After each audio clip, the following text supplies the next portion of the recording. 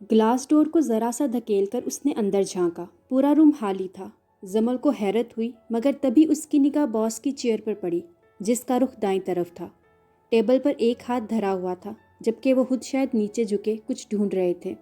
जमल सिर्फ उनके घने बाल देखने में कामयाब हो पाई थी। कुछ देर तो इन्हें खड़पड़ करता देखती रही, फिर हिम्मत कर वो बोली थी, मे आई कम इन सर। उसकी कांपती आवाज़ पर वो अपनी मसरूफियत तर करके सीधे हुए थे, और नतीजतन जो चेहरा जमल के सामने आया था, इसे देखकर उसकी चीख निकलते निकलते बची थी। दफातन मिस सना ने इसे पीछे से हल्का सा पुश किया था और आहिस्ता से बेस्ट ऑफ लक कहकर दरवाज़ा बंद करके पलट गई। अब वो बिल्कुल दरवाजे से चिपकी खड़ी एमडी शहबाज हसन को देख रही थी, जो निहायत इत्मीनान से रिवॉल्विंग चेयर पर सीधे होकर बैठ चुके थे। तो आप हैं न्यू रिसेप्शनिस्ट? उनका भारी मगर तंजिया लबो लहजा जमल को होश में लेकर आया था। आप? उसके हलक से फंसी फंसी सी आवाज़ निकली। शहबाज हसन ने उसकी गैर होती हालत देखकर बमुश्किल अपनी मुस्कुराहट रोकी। जी मैं ही हूँ, सिट प्लीज़। उन्होंने इसे बैठने का इशारा किया था। उंगलियां चटकाते हुए वो उनके टेबल के उस पार रखी चेयर घसीट कर बैठ गई। शहबाज हसन ने बगौर उसकी सबस आंखों में उमड़ती नमी को देखा, जिसे वो पलकें झपक झपक कर अपने अंदर उतारने की कोशिश कर रही थी। सुबह आपने मेरा नाम पूछा था, बता देता हूँ कि हाकसार को शहबाज हसन कहते हैं, मगर यहाँ इस दफ्तर में सब मुझे सर कहते हैं। आप भी मुझे सर ही कहेंगी। Now tell me your good name please. अपने मिजाज के खिलाफ वो उससे काफ़ी नरमी से बात कर रहे थे। जमल अफंदी। उनके नरम रवैये पर वो कुछ पुरएतमाद होते हुए बोली थी। तो बीकॉम किया हुआ है आपने? भारी संजीदा आवाज़ उसका दिल धड़का रही थी। रफ हुलिये में भी वो शख्स बिलाशुबा इतना ही शानदार था कि जमल अफंदी उससे निगाह नहीं मिला पा रही थी। जी सर। मुट्ठियों को सख्ती से भींचकर इसने बड़ी हिम्मत से जवाब दिया था। जाने कौन सा जादू था मुकाबिल की शख्सियत में कि उस जैसी कॉन्फिडेंट लड़की की हथेलियां अर्क आलूद हो रही थी। अकाउंटेंट की बजाय रिसेप्शनिस्ट की जॉब को क्यों तरजीह दी आपने? एक और सवाल किया गया था। उसके सवाल पर जब इधर उधर देखती जमल ने निगाह उठाकर शाह की तरफ देखा था, जो बेतासुर निगाहों से इसी की जानिब देख रहा था। जमल ने खुद को डिपटा और अपना एतमाद बहाल करने की भरपूर कोशिश की। एक्चुअली सर, मैंने यहाँ अप्लाई तो अकाउंटेंट की जॉब के लिए ही किया था, बट मेरे ज्वाइन करने के 2 दिन बाद ही रिसेप्शनिस्ट ने रिज़ाइन कर दिया था, इसलिए पिछले 4 दिन से मैं मैनेजर सर खालिद के कहने पर रिसेप्शनिस्ट की सीट पर काम कर रही हूँ। उसने तकरीबन मजबूत लहजे में तफसील से जवाब दिया था। शाह ने अस्बात में सर हिलाया। ओके, रिसेप्शनिस्ट का अरेंज हो जाता है तो फिर आप अकाउंटेंट का ही चार्ज संभालेंगी। शहबाज हसन ने संजीदगी से कहा। जी सर, वो तंदही से बोली। ठीक है, अब आप जा सकती हैं। एंड अगर आपको यहाँ किसी भी किस्म की प्रॉब्लम हो तो विदाउट एनी हेजिटेशन आप डायरेक्ट मुझे मेरे ऑफिस में आकर बता सकती हैं। उन्होंने नरमी से कहा। थैंक्स सर, वो हौले से मुस्कुराकर बोली। शाह ने अस्बात में सर हिलाया। वो जाने के लिए पलटी, फिर एक पल को रुकी थी और मुड़कर शहबाज हसन की तरफ देखा। वो उसी की जाना मतवज्जा थे। सुबह वाली बदतमीज़ी के लिए एक्सट्रीमली सॉरी सर। एक्चुअली मैंने आपको पहचाना नहीं। मैंने पहले कभी आपको देखा ही नहीं था, तो बस इसीलिए। जमल ने शर्मिंदगी से कहा। निगाहें झुकाए एक्सक्यूज़ करती वो बहुत मासूम लग रही थी। उसकी बात पर मुकाबिल के लबों पर एक खूबसूरत तबस्सुम बिखर गया। उनकी खामोशी महसूस करके जमल ने निगाह उठाई थी, मगर उनको नरमी से मुस्कुराते देख जमल की हार्ट बीट मिस हुई थी। इसने घबरा कर अपने दिल पर हाथ रख लिया, फिर इन्हें अपनी जानिब मतवज्जा देकर फ़ौरन ही नीचे भी कर लिया था। ये क्या हो रहा था उसे?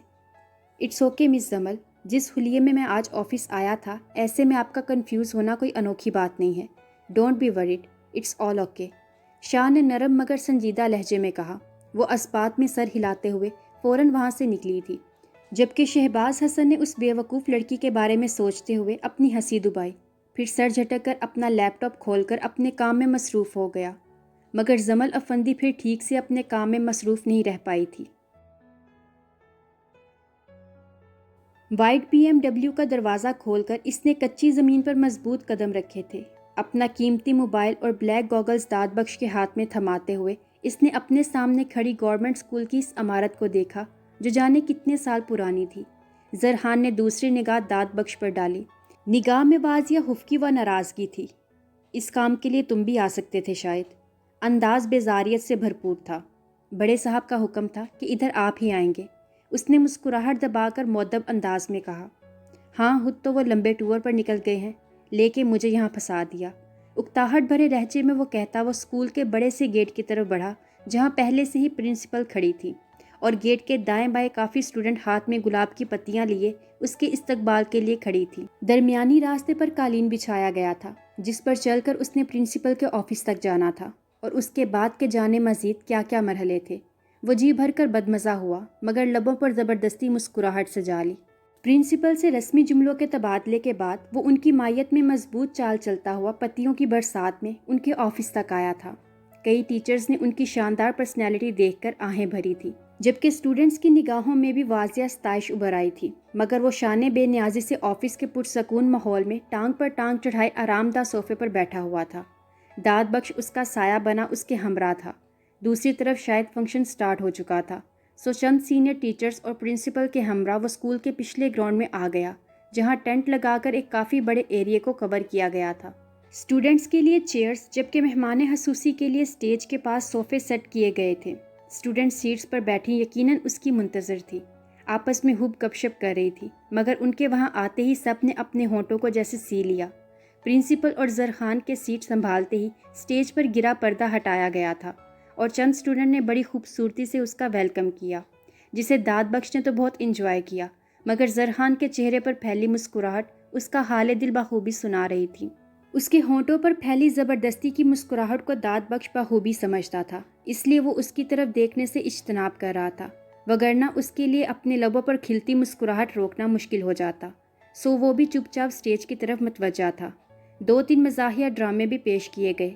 دفاتن زرخان کے موبائل پر بیل ہوئی تھی۔ داد بخش فوراً متوجہ ہوا۔ حیدر کالنگ لکھا دے کر اس کی آنکھوں میں تحیر سمٹ آیا تھا، کیونکہ وہ جانتا تھا کہ زرخان نے حیدر ملک کو کس خاص کام کے لیے اپوائنٹ کیا ہے۔ اس نے اپنے ساتھ بیٹھے زرخان کی طرف دیکھا جو اسٹیج کی طرف متوجہ تھا، وہ اس کی طرف جھکا تھا۔ سائیں، حیدر ملک کی کال ہے، بخش نے سرگوشی کی تھی جسے شور و گل کے باعث سننے میں وہ ناکام رہا تھا۔ کون؟ کس کی کال ہے؟ زرخان نے اس کی طرف رخ موڑا جو قدرے کنفیوز لگ رہا تھا۔ حیدر ملک کی، بخش نے آہستگی سے کہا۔ زرخان کے مسکراتے لب سکڑے تھے، آنکھوں کی چمک بڑھی تھی۔ اس نے فوراً ہاتھ بڑھا کر موبائل اس سے جھپٹ لیا، وقت ضائع کیے بنا فوراً کال پک کی تھی۔ سرکار، حیدر ملک بات کر رہا ہوں، دوسری جانب سے آواز سنائی دی تھی۔ ہاں بولو تم، میں سن رہا ہوں۔ فون کان سے لگائے وہ اپنی سیٹ سے کھڑا ہو گیا اور چلتے ہوئے چیئرز کے درمیان بچھی خالی جگہ سے گزر کر تیزی سے باہر کی طرف بڑھا، کیونکہ وہاں کا شور و گل حیدر ملک کی بات سننے میں دشواری پیدا کر رہا تھا۔ داد بخش نے پرنسپل کو مطمئن کیا اور زرخان کے پیچھے سرحد سے بھاگا۔ ہاں ملک، اب بولو، کیا خبر ہے؟ آواز میں بے تابیاں تھی۔ تیز تیز قدم اٹھاتا داد بخش اس تک آیا تھا اور اب اس سے 2 قدم پیچھے سائے کی طرح اس کے ساتھ ساتھ چل رہا تھا۔ میڈم کے بارے میں پکی خبر ہے سرکار، حیدر ملک بڑی تیزی سے بول رہا تھا۔ زرخان کے چلتے قدموں میں تیزی آ گئی تھی، جبکہ دل کی دھڑکنیں مدھم ہونے لگی۔ جلدی بتاؤ کیا خبر ہے، جلدی بولو ملک۔ لبوں پر زبان پھیرتے ہوئے وہ اس کے بولنے کا منتظر تھا۔ میرے پاس آپ کے لیے 2 خبریں ہیں، ایک اچھی اور دوسری بری۔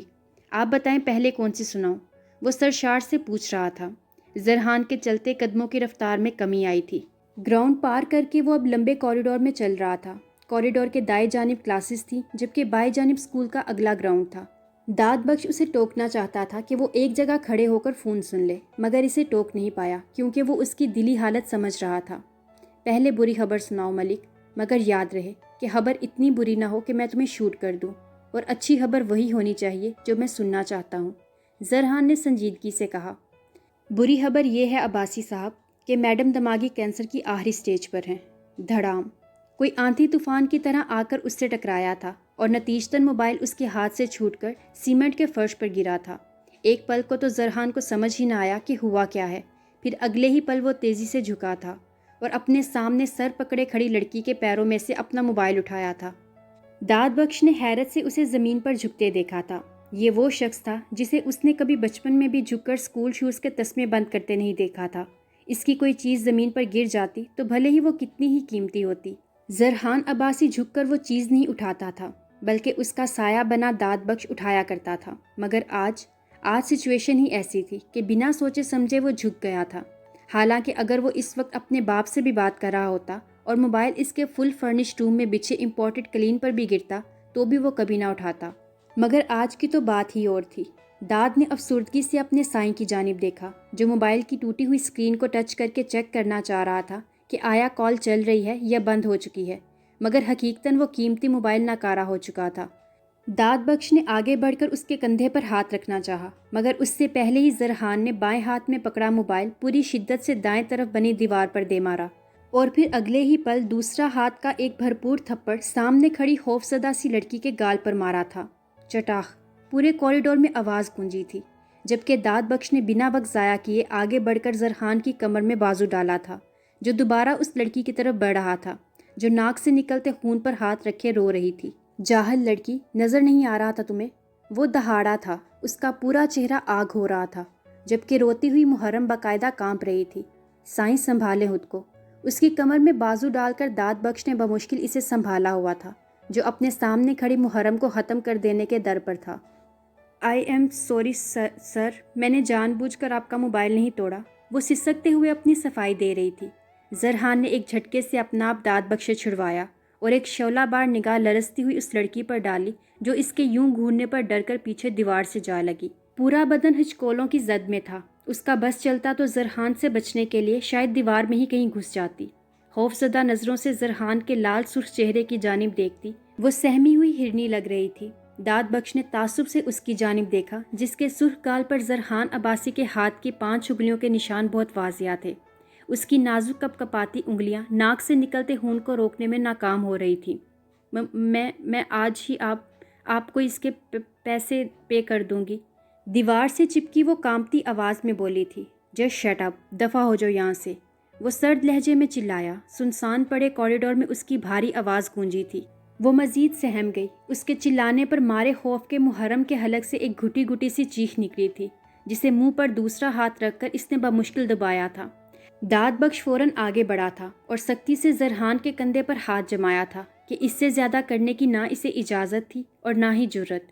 زرحان نے سختی سے اس کا ہاتھ جھٹکا اور پلٹ کر کوریڈور سے سامنے والے گراؤنڈ کی طرف اترتی 2-3 سیڑھیوں کے کنارے پر جا کر کھڑا ہوا۔ رگوں میں لاوا اتر رہا تھا جو کسی صورت ٹھنڈا نہیں ہونے والا تھا۔ پلر پر سختی سے ہاتھ جمائے وہ گراؤنڈ کی کچی مٹی کو گھو رہا تھا۔ داد بخش فوراً سسکتی ہوئی محرم کی طرف بڑھا تھا اور جیب سے رومال نکال کر اس کی طرف بڑھایا تھا۔ لرزتی بھیگی پلکیں اٹھا کر اس نے ایک نظر سامنے کھڑے ہمدرد کو دیکھا اور پھر رومال چھپٹنے والے انداز میں پکڑا اور وہاں سے بھاگتی چلی گئی۔ زرحان نے سلگتی نظروں سے دور ہوتی محرم کو دیکھا تھا۔ بے وقوف لڑکی، وہ ناگواری سے بڑبڑایا۔ سائیں، آپ پلیز ریلیکس ہو جائیں۔ داد نے اس کے شانے پر ہاتھ رکھا جس کا چہرہ ضبط غم سے سرخ ہو رہا تھا، آنکھوں میں خون اتر آیا تھا۔ 30 منٹ ہیں تمہارے پاس، ان 30 منٹ کے اندر میرے لیے نیو موبائل لو اور میرے موبائل کا سارا ڈاٹا ریکور کرواؤ، اور ٹھیک 30 منٹ بعد مجھے یہاں سے پک کرو بخش، تب تک میں یہاں کا معاملہ نپٹاتا ہوں۔ اس کے ہاتھ سے اپنے بلیک گاگلز لے کر اس نے آنکھوں کو چھپایا تھا جن میں تیزی سے نمی اتر آئی تھی۔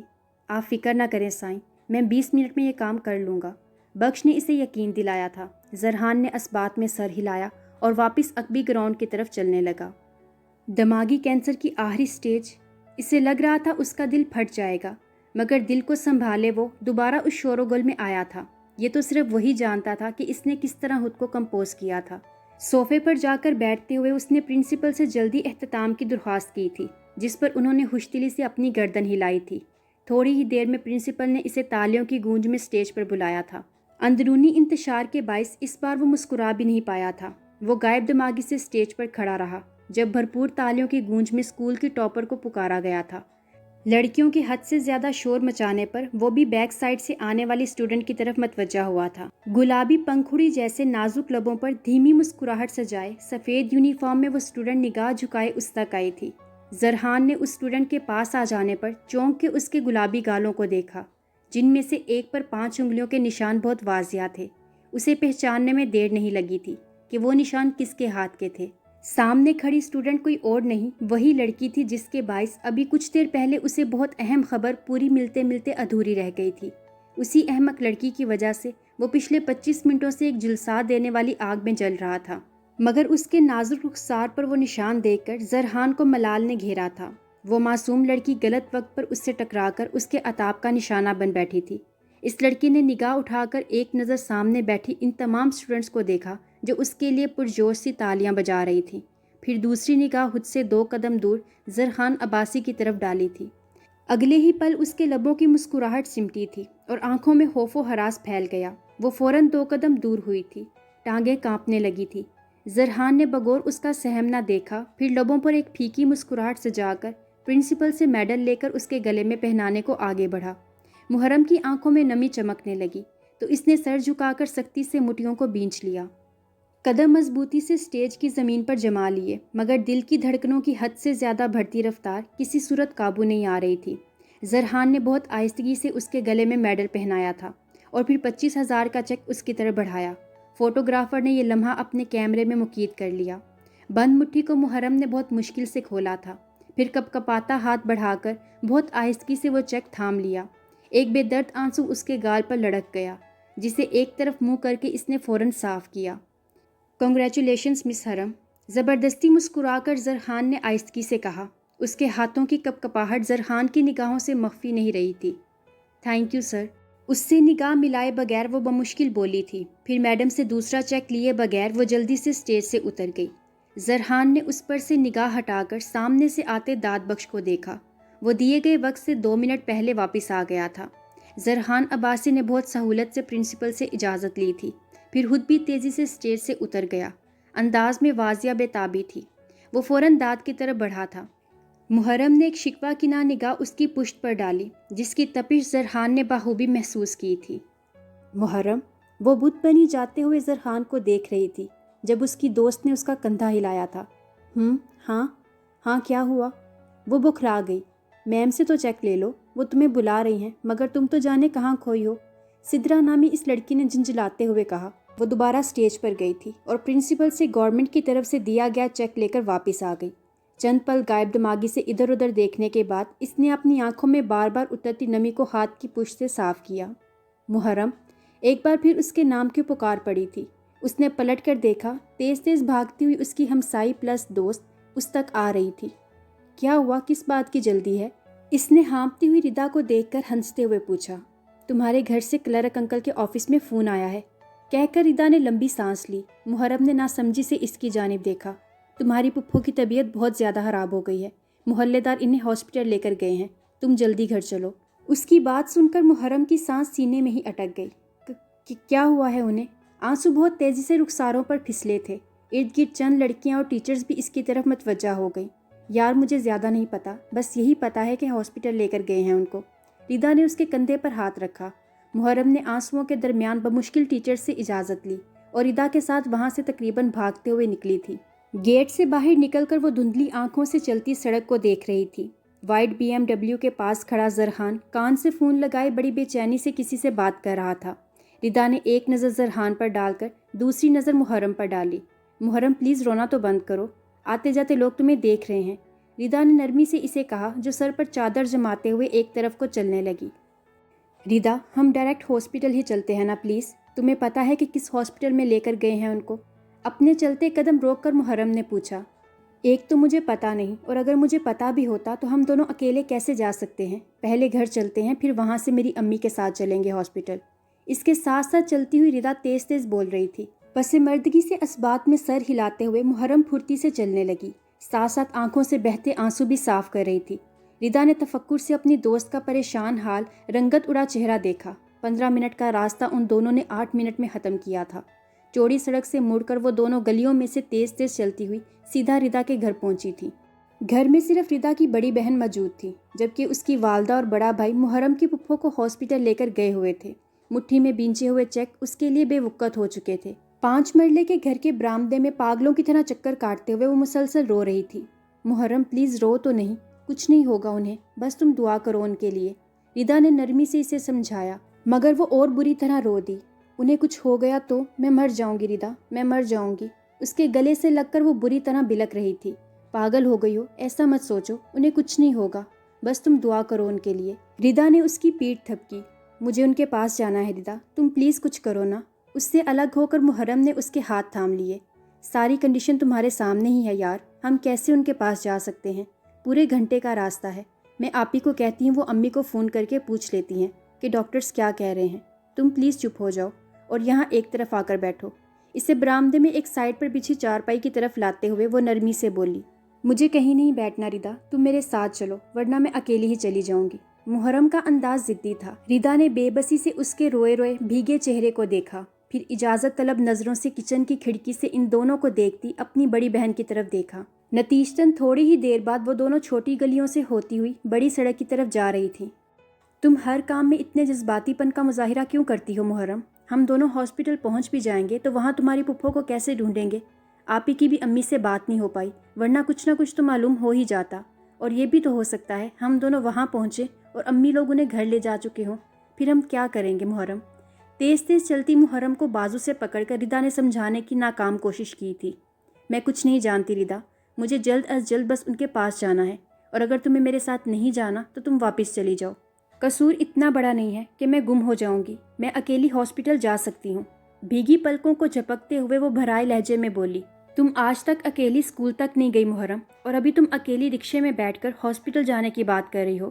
ردا نے اسے ہفکی سے دیکھا، وہ رخ پھیر گئی اور پھر سے چلنے لگی۔ ردا نے بھی اس کی پیروی کی۔ تمہیں ڈر نہیں لگ رہا محرم؟ ردا نے پوچھا۔ لگ رہا ہے، بہت ڈر لگ رہا ہے ردا، اپنی مومی سے دور ہونے کا ڈر میرے اندر ہر طرف پھیلتا جا رہا ہے۔ یہ ڈر ہی تو ہے جس نے مجھے اتنا بے خوف کر دیا ہے۔ اس کی گلابی پڑتی آنکھوں میں اپنی ماں کا کمزور زردہ چہرہ گھوم رہا تھا، وہ واحد چہرہ تھا جو بچپن سے اس نے اپنے قریب اپنے سامنے دیکھا تھا، وہ چہرہ جو اسے دنیا میں سب سے بڑھ کر عزیز تھا۔ گال پر لڑکتا آنسو صاف کرتے ہوئے اس نے دل ہی دل میں اپنی رگو جاں سے عزیز ترین ہستی کے لیے لمبی زندگی کی دعا مانگی تھی۔ چوڑی سڑک پر قدم رکھتے ہوئے اس نے ارد گرد رکشے کے لیے نگاہ دوڑائی تھی۔ 15 منٹ کے طویل اور صبر آزما انتظار کے بعد اسے دور سے ایک رکشہ آتا دکھائی دیا۔ اس سے پہلے کہ وہ رکشہ ان دونوں تک آتا، تیزی سے فراٹے بھرتی ہوئی وائٹ BMW ان کے قریب آ کر رکی تھی۔ کار کا دروازہ کھول کر باہر نکلنے والی شخصیت کو دیکھ کر اس کی ہرنی جیسی آنکھوں میں پل میں وحشت اتری تھی۔ وہ تیزی سے ردا کی اوٹ میں ہوئی، خوف کی شدت سے دل بری طرح دھڑک رہا تھا۔ اپنے کندھوں پر جمے اس کے ہاتھوں کی کپکپاہٹ کو ردا نے بخوبی محسوس کیا۔ اس نے حیرت سے اپنے سامنے آ کر رکتے اس شاندار شخص کو دیکھا۔